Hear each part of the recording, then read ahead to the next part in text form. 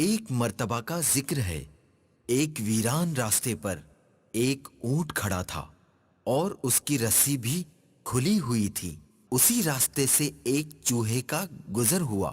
اس نے جب دیکھا کہ ایک اونٹ کھڑا ہے اور اس کے گلے میں رسی ہے اور وہ کہیں بندھی ہوئی بھی نہیں، نہ جانے چوہے کو کیا سوجھی۔ چوہا بڑے فخر سے آگے بڑھا اور اونٹ کی رسی اٹھا لی۔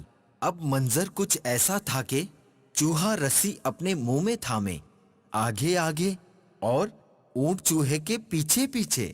چوہے کی چال ڈھال میں بڑا تکبر تھا۔ چوہا دل ہی دل میں اپنے اس کارنامے پر بہت خوش تھا کہ اتنے لمبے اور بڑے جانور کو میں اپنے پیچھے پیچھے گھما رہا ہوں۔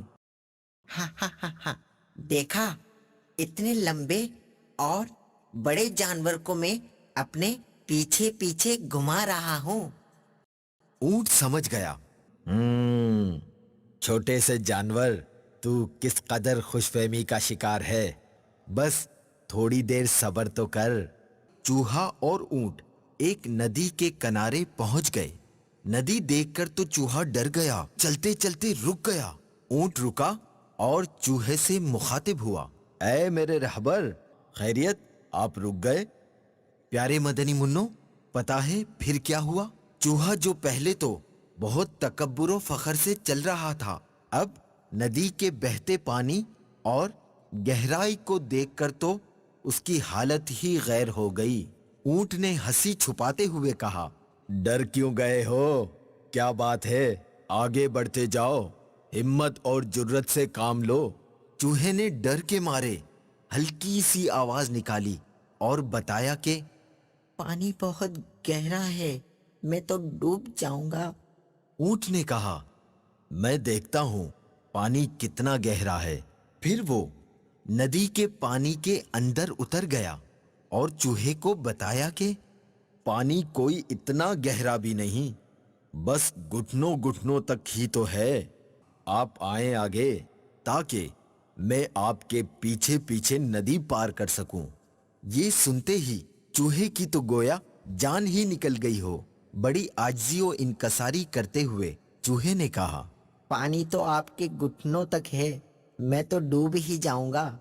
چوہا سمجھ چکا تھا کہ وہ جس بات پر غرور و تکبر کر رہا تھا یا وہ جس خوش فہمی میں تھا وہ درست نہ تھی۔ کسی کو حقیر نہیں سمجھنا چاہیے۔ چوہا اپنے کیے پر بہت شرمندہ تھا۔ کبھی اپنے آپ سے کمتر کسی کو نہیں سمجھنا چاہیے۔ ہر چیز کی اپنی اہمیت ہوتی ہے۔ آؤ میری پیٹھ پر بیٹھ جاؤ۔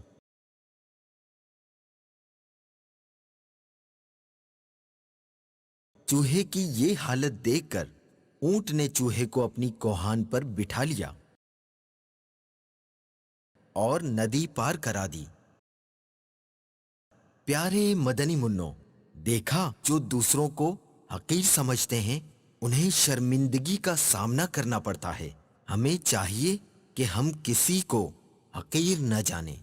تو پیارے مدنی منو، آپ نیت کرتے ہیں نا کہ آئندہ کسی کو حقیر نہیں سمجھیں گے؟